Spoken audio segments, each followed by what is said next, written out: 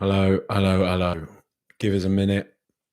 Give us a minute or two. You know the drill, and then I'll get this show on the road. But still, early thoughts, good, right? So give it. If you're watching this after the fact, skip forward about a minute, and then I'll start talking. Basically, just let the thing. At some point, I'll work out how to do a trailer and all that stuff, so it plays a bit before, and you don't have me sort of waffling through all this. But today is not that day.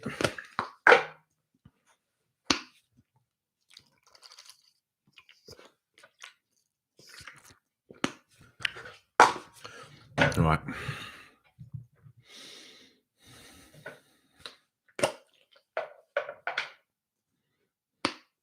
I've been outside, mate. It's quite cold. It's cold, and then coming back into a central heating house. I've been trying. That's what I was doing in the thumbnail. In the thumbnail, it looks like I'm doing like a Home Alone face. What I was actually trying to do is cool down my rosy cheeks. It's all this temperature. It's going from cold to hot to hot to cold. It's very interesting, isn't it? I know that's what you're all here for. Um, let's get this going. Right. Well, it is a measure of where Spurs are at and what Ange Postecoglou has done for this team that we're leaving Old Trafford, the theatre of dreams, no less, um, with a point, having been the better side, and kind of almost feeling, I don't want to say disappointed, right? Within within context of this game, slightly disappointed. I really felt like we were going to nick it, and I know McTominay almost nicked it, so should be thankful for that. But we were the better side for large parts of this game, and miles the better side. Like Manchester United were bereft of ideas for the majority of the second half. First half, they blitzed us for a bit at the start, but then as soon as we kind of got to grips with what it is that they were doing, kind of trying to exploit us down the wings. They didn't really have much else to that, did they? I mean, Rashford was giving Porro a horrible game, to be fair to him, but still kind of feel like we could have and should have won that one. But it's fine, At the end of the day, we've gone to Old Trafford, we've gotten a point, we haven't lost. Everybody was getting very worried before kickoff about that midfield partnership of Højbjerg and Skip. I'm going to say up front, and I do all the players and everything later on, but up front, I think they were all right. I think both of them were okay. Skip, I saw getting a few pelters. I thought Skip had a really good game, to be honest. Most of the lads did. Richarlison stand out for me. Bentancur absolutely stand out. Romero looks half fit but stand out. Porro going forwards, good. Defensively, bit of a shocker for him today, I thought. But for the most part, we just knocked the ball about nicely, completely dominated possession, especially in that second half, restricted United's opportunities, and just kept them completely under the cosh. I mean, one might say that we should have capitalized on that, on having all that kind of possession, on having all those chances. It's probably, not a good thing that we didn't manage to snatch one of those, but I don't know. I don't really buy into that kind of school of thought. That I don't know. It's that heavily stats driven, miserly kind of approach to joy. Of well, you shouldn't actually enjoy that because you made so many opportunities and didn't score, so that's actually a bad thing. Whereas really, dominating play at Old Trafford, making loads of opportunities, pretty much silencing the crowd is good. You know, it's Spurs at the end of the day, and this is a stadium where we historically have had just rotten luck. We've never really gotten anything against a team really that we've never really done that well against. I think the most wins from one club over another in Premier League history is Manchester United wins over Tottenham Hotspur. Now, before the banter lords all jump on that one, we are two ever presents in the Premier League.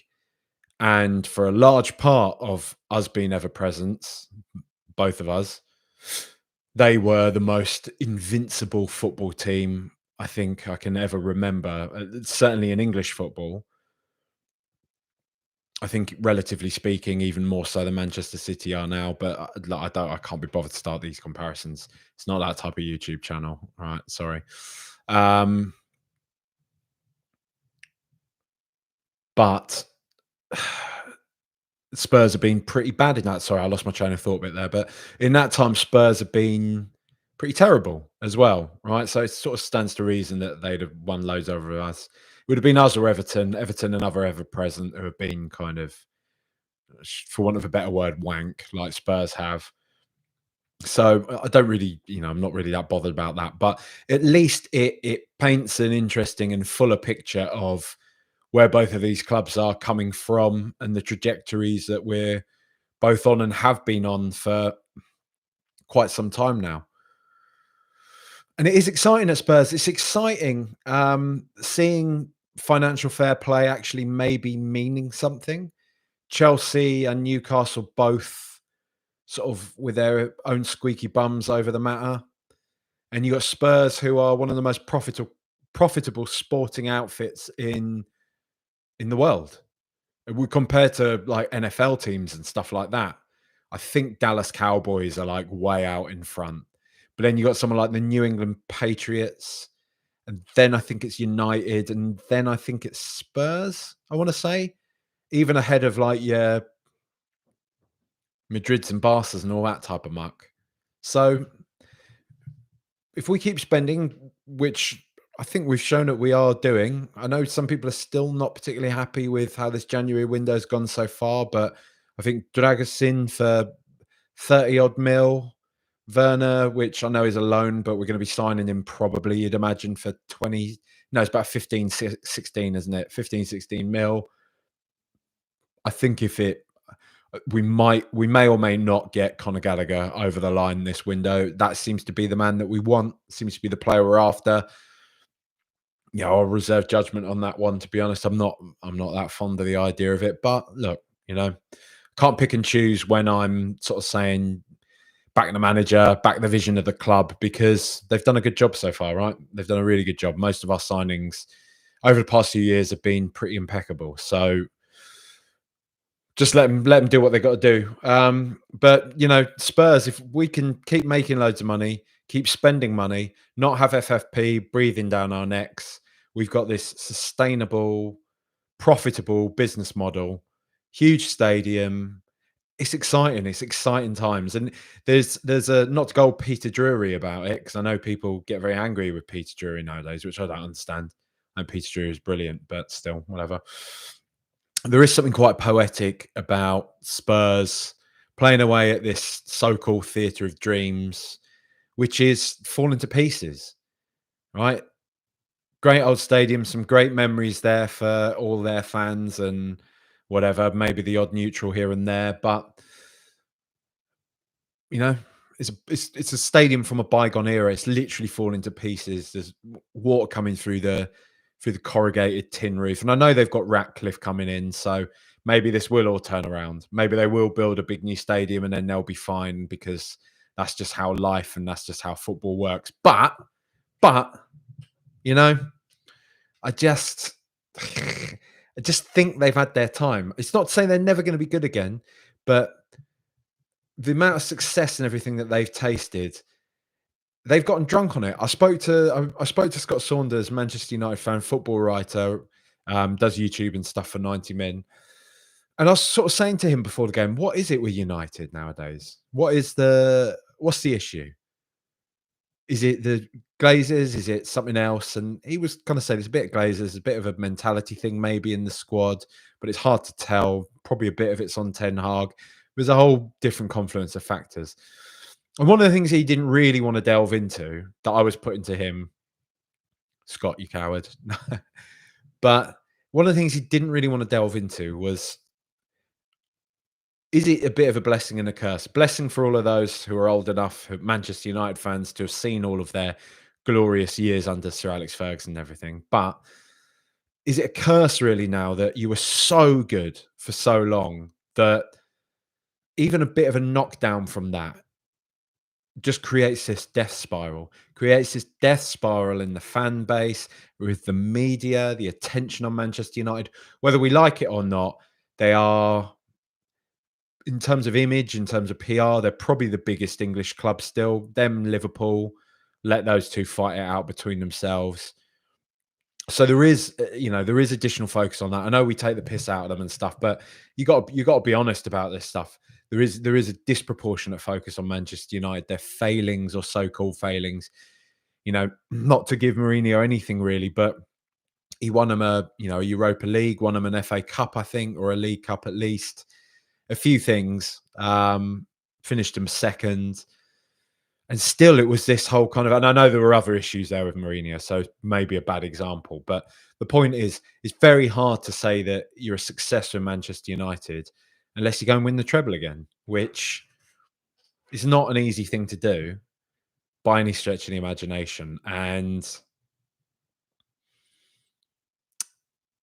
you know, I just think I think they're kind of caught in this corner now of where they just cannot enjoy football because the expectations and always waffle around the club from everybody that did witness it is that we're Man United and we should be the very best. When I kind of look at them now and I'm like, they're a decent side and they could have won today, but and Neville was saying this in comms as well that Spurs are missing 4 or 5 of our best players and we're all over Manchester United at Old Trafford because and after that, I don't know if any of you saw it. Ewan Murray, who is quite obviously a Rangers fan, wrote this, and I have no idea why the Guardian published it. Piece on Ange Postecoglou, essentially saying he's lucky that he, gives it a bit of chat in a press conference, and everybody's wowed by him. Blah blah blah blah blah. It was the most negative bollocks thing, talking about how Ange Postecoglou isn't actually that good a manager. He's just like a motivator and he lucks out with these appointments that he gets. It's an absolute nonsense take. And there's a couple of other journalists. I think Jonathan Liu has got similar sort of opinions on Ange Postecoglou as well. And I just don't understand it. I don't understand how you can watch where Spurs are at now compared to where we were just a few months ago and think that Ange Postecoglou hasn't had a positive effect on what we're doing, that he's just some cheerleader, because we played United off the park today for most of the game, which is unthinkable. I think we did that. I mean, right, we did it in COVID, but we all know that doesn't really count. Still a nice memory winning 6-1 at Old Trafford, but not quite the same, is it? But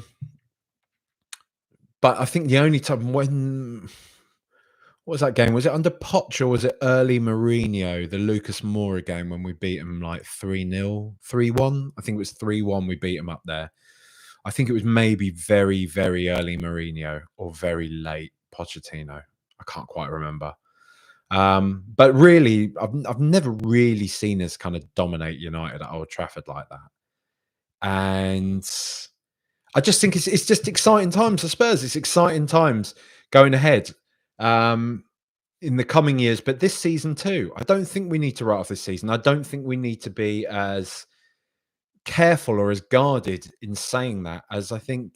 I know we're Spurs fans, right? And I know we have this whole let's not curse things, let's not speak things into existence. But we get all pissed off with the media calling things Spursy. We get all pissed off with this kind of narrative that we're a club of failures and stuff. And I do think, and Phil often says this on the Thursday pod, that we have to start acting like this as Spurs fans. We have to stop being so scared to sort of say we're good and we're playing well, because we do have a part to play in it as well. The whole way we talk online, the whole way we act and hold ourselves in the stadiums or just out and about in public, talking to players, interacting with players, it creates a sense of feeling around a club, right? And Ange is doing very well to galvanise that. And I just think now, at the moment, right, just stop being so guarded, stop worrying. We can look at this and say we're a great side, and we could win the Premier League this year. We could do. I'm not saying we are going to, but we could do it. And we need to adopt this type of mentality. fucking hate Arsenal and Liverpool. We think they're cringy because they do all this shit. We think it's cringy that Arsenal have this. I don't know if you saw it. I think it was when they signed Jurgen Timber, and they'd had this like behind the scenes of like his signing day. And I remember Arteta there's a hole in the wall, like a Premier League trophy shaped hole in the wall that's empty at the moment, that he's saying, we're going to fill that with the trophy. That's what we're going to do. And everyone's calling it cringe and shit and all this. But, some of this stuff, it's like you have to sort of show that you're aspiring to do this. And I do think Spurs are starting to do that now, because I felt that for a long time, one of the sort of problems with Spurs, one of the whiffs hanging over Spurs, was that we were always just happy to be there. We were happy to be like this sort of, sort of the kid that's normally bullied when, on a summer camp, when suddenly one of the popular lads they have an unlikely friendship for one summer, right? And they always feel grateful to be like, they feel grateful to the popular kid for taking a shine on them. And I think for a while Spurs have always been like, whoa, we're making it into the top 4. Well, that's good, isn't it? Wow. Like, golly gosh, we should be so thankful for this, and we should just be happy and just be quiet and just accept our place in the order of things. But I do think, like, when you see like the way Ange is talking at the moment, Ange himself said, we've got to believe that we can win the league. And days like today, all right, it would have been, I would be thinking this and I would be saying this with a lot more like gusto if we'd have nicked one against United. But still, there was enough encouragement there. There were enough encouraging signs from that performance to suggest that Spurs are a good side, and we're going to be up there come the end of the season. So you better get ready for it. You better prepare yourselves, because it's going to be brutal come the end of the year. Let's just have a look at some of the comments we've got at the moment. Beg your pardon. William Naylor says, how good is Romero when he maintains his composure? Yeah, I mean, fantastic. I thought he was amazing today. Doesn't seem fully fit, I didn't think, but he still was. I think he was our best defender today. Just solid. Like you say, kept his composure. They were desperate to try and get a yellow card out of him, United. You could tell they were throwing themselves all over the place anytime he made any sort of a tackle. But, I think he was great. I think he was fantastic. He didn't bite. He didn't rise to it. Come on. Monty Singh 13 says, tradition dictates that a draw at Old Trafford is a good result, but it feels like 2 points dropped rather than one gained. Yeah, I mean, that's what I was sort of saying at the top, mate. And that's kind of, it is how I feel. So that's kind of why, like, I know I should be more like buzzing. I should be jumping and stuff. But I am happy. I'm very happy. I'm not trying to be like, I'm not trying to be in any way negative or like piss on this. I know that this is good. It's just mad thinking that, when I'm being truthful about this, that we're coming out of a game at Old Trafford and thinking, well, would have been nice to have won that. And I think we could have done. That's all. Tony Stark says, given the midfield we had to play, I feel pretty good about that. Yeah. And I think that's fair, mate. And I think that's really, that's what the take should be from this, that we showed up again without all of our best players there. James Maddison, one of the best players in the Premier League, let's be honest, he is our player, hasn't been available for us, was not playing today. We could have done with his spark today, but we didn't have it. Sorry. And we did the best that we could. So, great. Luis F says, good night, Jack. Overall, quite happy with that, considering who we're missing. Yep, again. Spurs Simpsons, hello, mate. Thought Skip was good today. One in the eye for once who don't rate him. I agree, mate. I do agree. I really do think he was. I think he was decent today. I do. Thomas Jones says Garnacho is one of the informed wingers in the league. Udogie absolutely bossed him. He did, especially in that second half, kept him very quiet. I think Garnacho got the better of him a couple of times, and then it suddenly felt like it just clicked for Udogie, like, oh, right, he's going to do that. That's how he's going to try and take me on. Bang, right, fine. just like, and that's kind of what we know of Udogie, isn't it, so far? Learning on the job, very smart. Like, he's like physically brilliant, but he's technically brilliant, and he's a very smart footballer as well, especially for a player as young as he is. It's just unbelievable, right? Unbelievable. Newman says, topic. Anyone slagging off a Timo loan, 1 game, 1 assist already justifies it. No.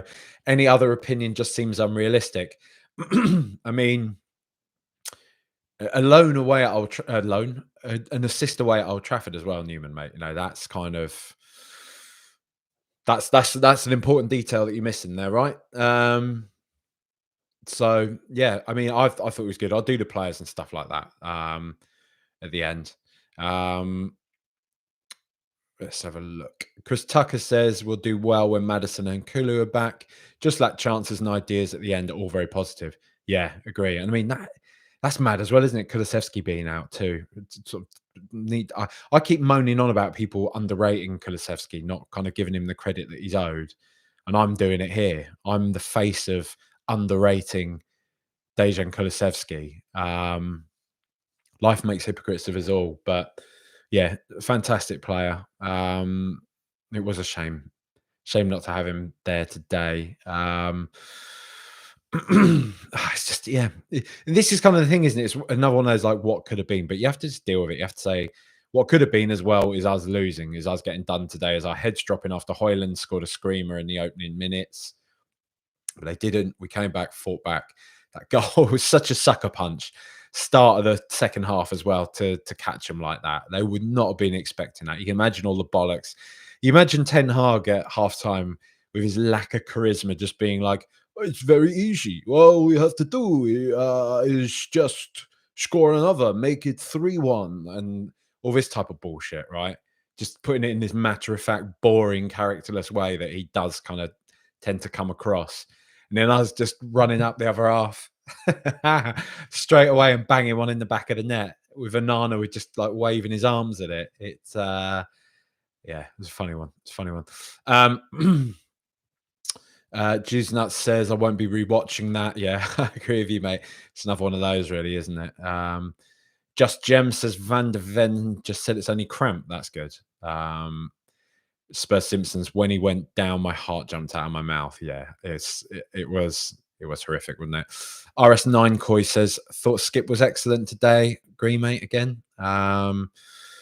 Juice Nuts scaffold of dreams. Well, yeah, there you go.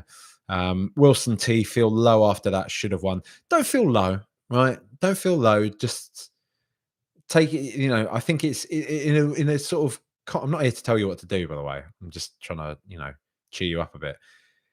In a sort of, you have to like just look at it though in that in that inverse way, that it's kind of, you feel low because you've not won away at Old Trafford, and that in turn should make you happy, right? It's kind of like a snake eating its own tail. It's a snake of misery eating its own tail. That was me, for anybody watching on YouTube, demonstrating a snake eating its own tail with my 2 hands. All right, I've caught up to the comments now. So yeah, late Pochettino. So that, yeah, the Lucas Moura game was late Pochettino. Yeah, it was the Champions League kit, wasn't it? It was the weird gradient fade from white to blue one. Let's have a look. Nathaniel Hart Anderson says, I agree we should have won, but considering the absences, that was a quality point away at Old Trafford. United are a total mess. If I were one of their fans, I'd be fuming about that performance. Yeah, I mean, they were terrible, weren't they? They were just, that second half especially, just terrible. No ideas, no hint of just originality or any invention to any of their play. It was just try and lump it out to one of those quick winger lads and hope we can do something. Lump it up to Rashford, hope he can do something. And it's just boring. They didn't knock the ball about nicely. There's no identity there. They don't seem to have any cohesion. They don't seem to have any real sort of unity. Just all over the shop.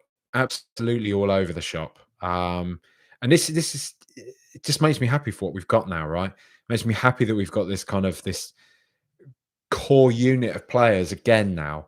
Yeah, we've had a miserable few years since like 16, 17, 17, 18, those sort of years, right? When we had that big group of lads, Walker, Rose, Dele, Ericsson, Kane, so on. You know what I mean? I don't need to list them all. That we've now got another big group of players, like a proper group of players. Because I think about like a Chelsea team, for example, when they've had like, Lampard, Terry, Drogba, all those sort of smelly eras of theirs. I wouldn't say since that sort of era they've had a definably Chelsea team again, right? They had players like Eden Hazard, who was amazing, but I don't think there was like a Chelsea, like a team, if that makes sense. And the same with United. Like, and this is going like since Fergie's days now. There hasn't been like a United team where you look at them all and you're like, him. Great team, great players, unbelievable. Whereas like, you can say that with Liverpool, definitely. You can say that with Arsenal, definitely. Say it was City, but I mean, City is, is what it is, isn't it, with them? My point is that we've had that a few years back, 5-6 years ago, and now we're in the sort of start of that again, and you have to. It's tough, isn't it? And I've heard this question sort of echoed around on a few of the pods and things like that for the past few weeks. Is now the sort of time when we maybe have to give some credit to Levy, give some credit to the people running the club, because what we've said for a long time is, and I've said on here many, many times, is I've seen Spurs be terrible. I've seen Levy turn Spurs into a better club, but we hit a sort of point where it felt like Daniel Levy's skill was turning a crap football club into a very good football club. But he didn't have the sort of the requisite ability or experience to run a very good football club. And I don't think that's been a harsh take at all. And what I'd sort of longed for in the past few years was for him to step aside, cede a bit of control to other people that know what they're doing, specialists in all these different areas. So I think being a club at our level, right, not only in modern football, in football, the way football has gone in the past 15, 20 years, I think the world that Spurs are in now is just wild. I think it's mad. It's a global mega team. It is, and I no, I don't really care for rival fans that all say, "Oh, what have you won?" All that sort of stuff. But we're massive, massive stadium, massive brand. Some of the best players on the face of the planet have been playing for us for the past few years. We're a huge club, and it's probably been, I think it's been a bit of an ego thing for somebody like Levy to want the recognition of having built this club, but not wanting to almost face the fact that he can't do it all himself anymore. And it's taken him a few years to learn that, but it got very bad before he did realize that. Really, and I say very bad. I mean, it's not like we were ever flirting with relegation or anything, were we? Really? I mean, very bad for Spurs now. And this is kind of mad. The context of Spurs is now very bad for Spurs. Is we weren't getting in the Champions League anymore, which is when you get that kind of perspective, it is quite crazy. But it's not just that. I mean, the club did feel quite chaotic. It did feel quite messy since kind of coming to the new stadium, really, isn't it? Mourinho, Nuno Espirito Santo, finding our feet with all that. Paratici sort of seeming like a bit of a fraud at first and now being, the Messiah almost. I don't know. It has been a rocky patch. And I think that all these kind of like these suits that we've hired, basically, these guys that do things that have these sort of almost made up job titles, professor of footballing gumption and all that type of thing, they actually do serve a purpose, funnily enough. These people that get paid massive salaries to do things. And I think we can be quietly confident that Spurs are the real deal. And maybe some of the credit does have to go to that. I mean, not maybe. I don't. This shouldn't be a controversial opinion.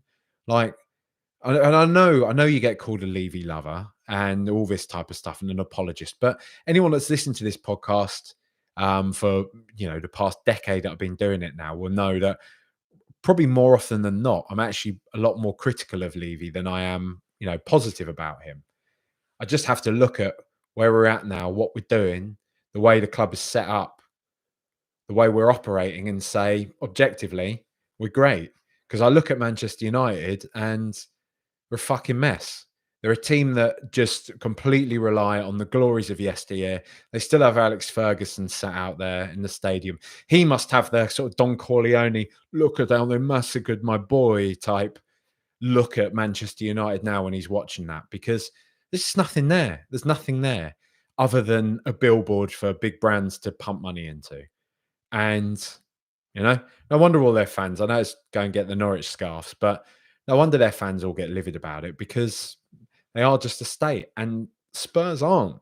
For everything that people want to say, for all the kind of shit that people want to fling at Daniel Levy and the club, right? We have been punching, and I've said this before on here, but we've been punching at a level in my lifetime with the likes of Everton, Newcastle, Aston Villa. I'd probably say those ones most of all, right? I would say those have been Tottenham's bedfellows.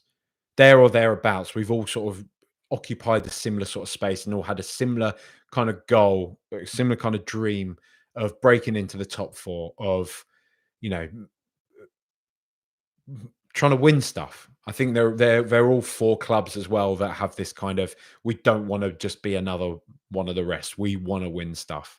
Villa won the Champions League in the 80s, But I think really we in the past few years, and I know Villa are above us in the Premier League at the moment. It doesn't matter. We have pulled away from all of those teams. How much longer we will be away from Newcastle, who knows? But they are what they are now. And a lot of that comes down to the way we've been run, and you have to give Daniel Levy and Enoch the credit for doing that. What I will still criticise them for in previous years is not kind of doubling down when we had an opportunity to win something. I still firmly believe that if we'd really dropped a bit of money on that 16-17 team, we could have won the Premier League. Harry Kane, Min Son, Hugo Lloris, all that could have lifted the. I mean, Sonny still can, but a lot of those other lads could have lifted the Premier League. And yeah, I'm pissed off about that. I know I probably always will be, but it doesn't do you any good sort of dwelling on the past, does it? Where we're at right now, there's plenty of reason to be positive. There's plenty of reason to be happy, and that's just what I'd rather focus on. And if you don't like Daniel Levy, fine. It's up to you. I'm not his best mate. I'm not here running the PR wing for him, but I just think credit where it's due. Like, we've spent 20 years now transforming from a no mark. I mean, we weren't. Look, come on, I'm talking in Premier League terms, right? I know Spurs won a hell of a lot before I was born and all this type of thing, but I'm talking about in Premier League terms. We were an also ran. We were doing nothing. We were closer to being relegated than we were to even finishing in the Champions League places, let alone winning the Premier League, right? And we've been transformed from that to a side that is now coming away from Old Trafford feeling disappointed about not having won the game. So, these things, right? Anything in life doesn't happen by chance, really. Right? The odd thing, if you walk in on a windy day and a chimney stack falls on you, that's bad luck. And some things, right? Some things are still chance, winning the lottery and stuff, right? But what I'm talking about, when you got a kind of a thing, an entity, something that has grown in the way that it has, we don't exist in a petri dish, right? This isn't nature just taking its course. This is a plan. From Spurs going from, like I'm saying there, from this kind of team that had, that never won away from home, that just were just so bad. It's really hard. Like, supporting Spurs in the 90s and a lot of the early noughties as well. It's so strange because it was so fun because there was no expectation at all. But what came with that was this almost like, black dog feeling of, well, what are we doing? What's going on here? And I know that's the experience for 99% of football fans. They're never going to see their club do anything, right? But we're a club that's on the very verge of it now. And I'm sort of going around in circles here a bit, aren't I? I should move on to the players, really, because I'm going to be getting in trouble with the purple and gold people, who I don't have any issue with at all. I think people In this day and age, right? In this day and age, speaking your mind on things, it's easy to just be like, whatever, I can't change anything. People that mobilize, people that stand up and kind of want to change stuff, fair enough. Fair play to you. Um, but let's do that. Well, anyway, let's have a look more, a few more of these comments to see if anyone's digging me out here. Julian Big says Richarlison was heroic today all over the park. Timo was timid. Clearly only had one session of Ange ball. We move on. Jack, my man, did well considering we missed so many first team bods. Yep. Not bad there, mate. True saying no standards, no expectations. I guess that's maybe United. I don't know. Juice Nut says we nearly got liquidated back in the late 80s before Sugar took over. We did, mate. We did. Mitch Clyforth says, I'm just sad that we have no Ange ball for 10 days. 12 days. Fuck. Yeah, that is miserable. That's well annoying. At least, though, who have Arsenal got next week? Is it one that we can maybe tune in and watch Arsenal lose? Tell me in the comments who Arsenal have got, because I don't know. What I'm doing now is bringing up the players. All right, lineups. Let's do it then. The players. So, Guillermo Vicario, strong performance, good performance today. Obviously, 2 have gone in past him.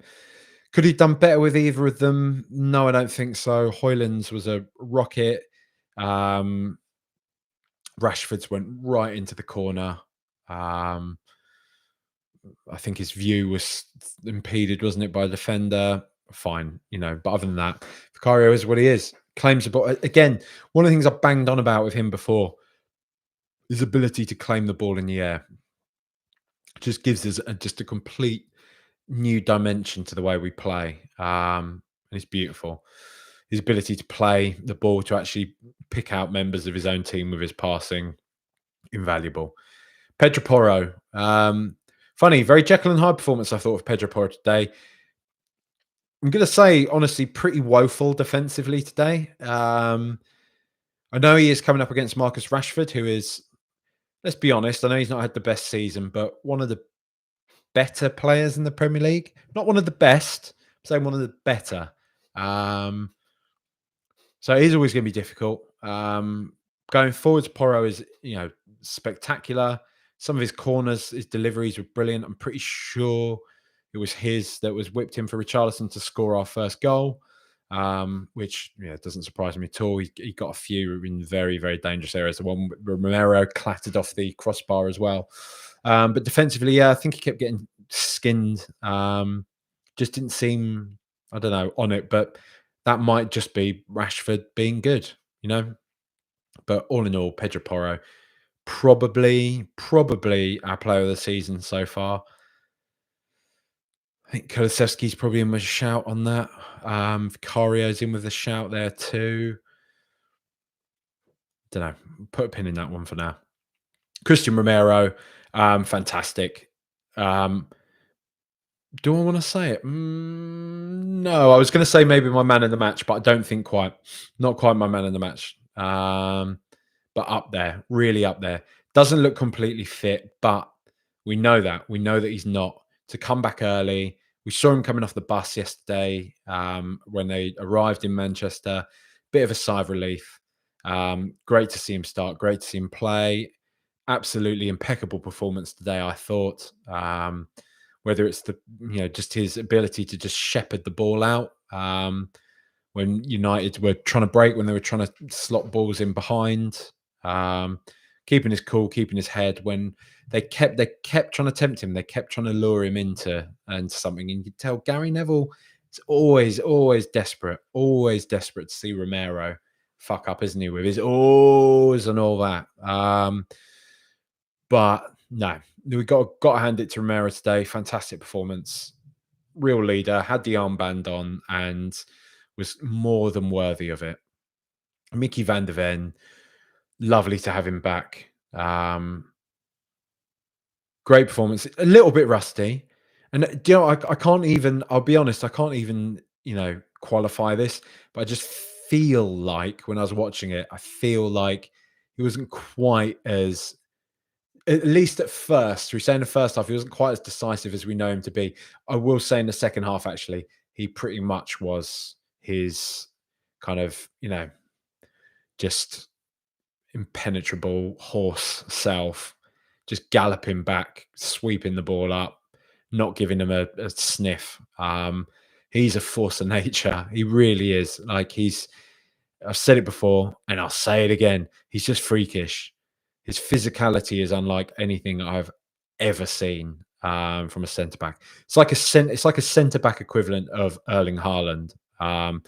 Just a bloke who's so massive that has no business being as quick and as athletic as they are. Glad it was just cramp. Good thing we got him off the pitch because he was moving quite gingerly. Don't want to take any risks there. It's lovely having him back. Lovely having him back. Destiny a doggy. Good performance. Great performance from him as ever. I can't believe he's as young as he is. He plays with such maturity. Such a smart player. Not only is he just such a defensive kind of gem for us, he contributes so often to our attack. Always getting. I saw a graphic, a Sky Sports graphic, that he's got something mad like out of all. I think he's out of all Premier League players. He's got like the 12th most touches or something in the opposition penalty area. I want to say, please correct me if I'm wrong, but I believe it's something like that, which is mad, absolutely mad. But he just links up all over the park so well. He's got such an engine on him. Physically, he's massive. He's such a good player. Just what a gem. I think any team in the world has a doggy. I really do. I think any team in the world takes him and starts him. Come at me. Oliver Skip. Good performance today. Good performance. Sorry, Skip haters, but I thought Ollie Skip was pretty good. Got stuck in. Pressed well. I think he read. Look, we can't get away from the fact that in the first half, maybe like the first 10, 15 minutes of the first half, Spurs looked all at sea. We looked all over the shop. And I think a lot of that was that kind of chaotic midfield, right? But as soon as they all kind of got on the same page with one another, we started to dominate the game. And Skip, what I would say most of all is he played a few lovely, lovely passes. That like half volleyed pass out to Timo Werner in the second half was beautiful. It was so crisp. It was such a ping. I just think it was a good performance from Skippy today. I know people don't want to rate him, people don't want to like him, people just say we can't just hang on to someone because they're homegrown. But we literally have to. Like I think like you need to understand how this works, how this rule now works. Like we have to have a set amount of homegrown players, right? So the whole kind of we can't just hang on to him because he's homegrown thing is just like it's a misnomer. Like it's a completely nonsensical point. You can debate whether or not you rate him and how good or not you think he is, and if somebody like Donnelly makes a step up and actually looks way better than him and is homegrown, fine, you can maybe talk about phasing him in or not. But this whole idea of just bin him off, just sell him, just get rid of him. Well, it doesn't work that way anymore. And I don't think we need to, because as I continue to say on here, he's a player that doesn't cause a fuss, doesn't have a tantrum when he isn't picked or isn't starting games. And when he does play, more often than not, is pretty solid. And he was good today. Really good. Rodrigo Bentancur, just an exceptional footballer. Just a beautiful, beautiful player. Did you see Man United? Not Man United. Well, it might as well have been. Sky Sports did a combined 11 before the game, and they had Mainu starting over Rodrigo Bentancur. Like, I know he's a wonder kid and all that, but really, is that what? Like, is that what you're saying? Really, you don't think Bentancur's good enough to start over a wonder kid? Really? Rodrigo Bentancur's honestly one of the best players in the Premier League. He is. Unbelievable talent. Beautiful goal, lovely finish. combined really nicely with Werner. I felt there. We're a much better team with him in it. I know that's not a take or anything. It's just a fact. He's exceptional. Let's just hope he can stay fit. I want to see him build. I want to see him get fitter. I want to see him really be somebody that we can rely on. Like he can be like the fucking jewel of our midfield for the rest of the season now to take us to the Premier League title, right? Pierre Mahoybier, much like Skip, good performance today. I thought, to be fair to the lad, knocked the ball about pretty nicely. Sometimes he doesn't release it as quickly as I'd like him to, but still, that's me splitting hairs. I don't want to dig him out today. I often dig him out, but I don't think he deserves it today. I think he put in a really good shift today, really good performance, worked his ass off, and defensive capacity and offensively, he sprayed a few decent balls about. I've got to say, I think he was playing some pretty nice passes. So fair play to him, because everyone was worried before this game about this midfield, and I think all three of them were good. I think they were really good. I think we just need to stop now. This past month should have taught us something, right? We've had injuries, we've had our less than ideal kind of team starting, and we've done well because we're a good football team. We've got a group of players that are all bought into what we're doing here. We've got a manager and seemingly coaching staff around him that are making this team better. So let's just give them the benefit of the doubt. Throwing back to the sort of conversation at the start of this pod, is we as fans need to just start to just fucking believe a bit and ditch this kind of overly negative, oh no, we're missing a player, we're going to get battered today. Just stop it. Let's just see what happens, right? Brennan Johnson, maybe the one thing from today that, if you're looking around online, you'll see he's getting a lot of pelters, and you know, it's understandable. I think he was maybe the one cloud over today's performance. He just seems to have a touch of the Sessegnons about him. Just seems to be a bit too much in his own head. I've said that before on here, and I still feel that way a bit. Maybe just needs somebody to have a word in his ear. Take it from me, a podcaster, just to say to him, like, it's all right to fail, lad. It's all right to kind of not have things go your way. And to be fair to him, in the second half, actually, maybe around the 60 odd, 70 odd minutes, he tried to kind of take the ball with the sort of outside of his heel and kind of tee it up for himself to have a volley, and Onana got in the way of it. It was quite nice, and it felt instinctive, and it felt like if we can tap into that a bit more, that kind of spirit in him, he can be a good player. But he wasn't particularly great today. I don't think he was as bad as a lot of people are making out that he was, though. I don't think anyone was bad today. I think it's just part of an ongoing kind of narrative with Brennan Johnson that he's not good enough, which is a rash call to be making at this point, right?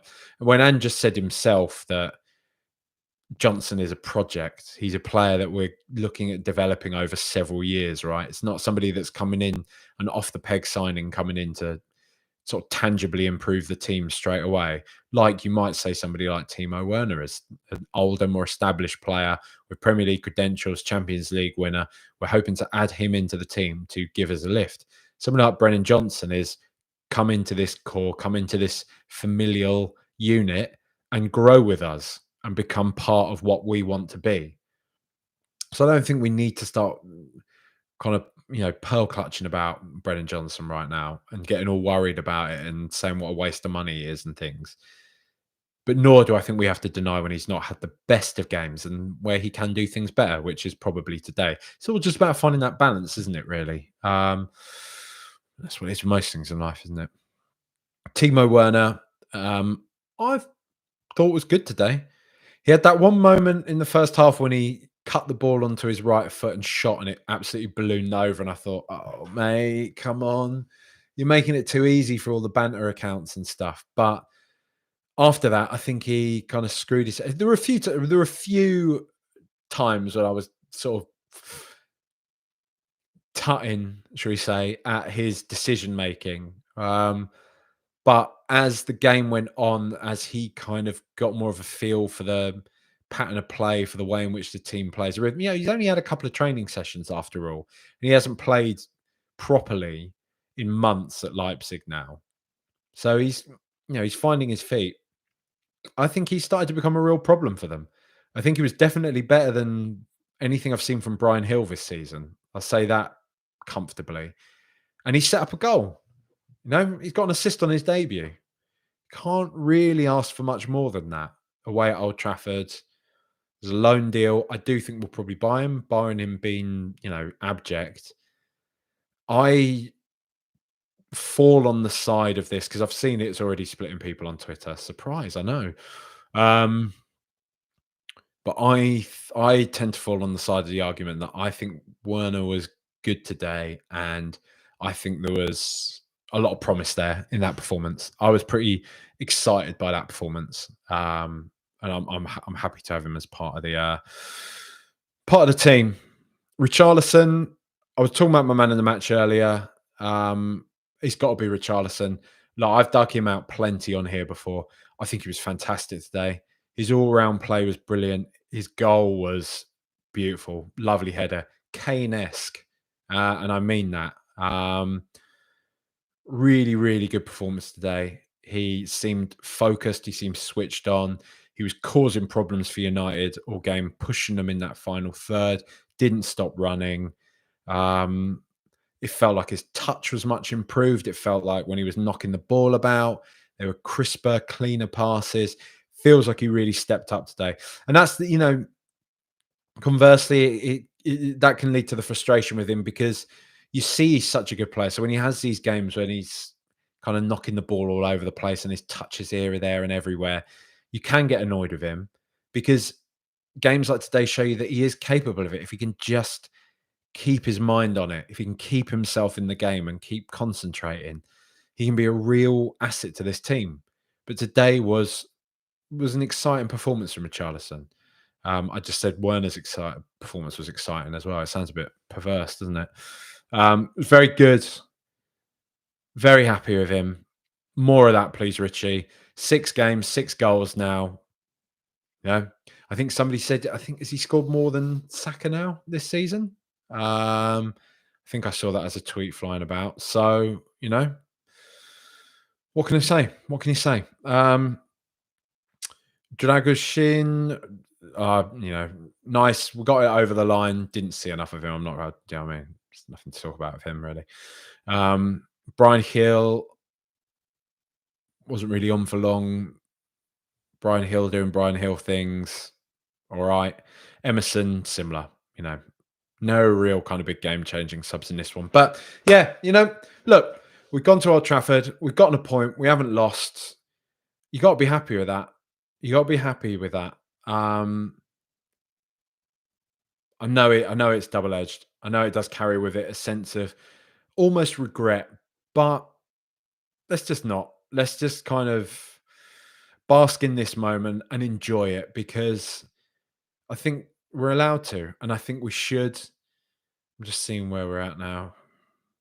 40 points. So level on points with Arsenal. Yeah, we got that game in hand on us, but we're still, 6 points. 6 points clear of West Ham.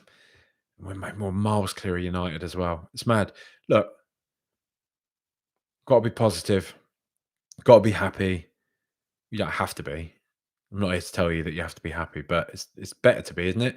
Sports is supposed to be fun at the end of the day. Following sports, following football is supposed to be enjoyable.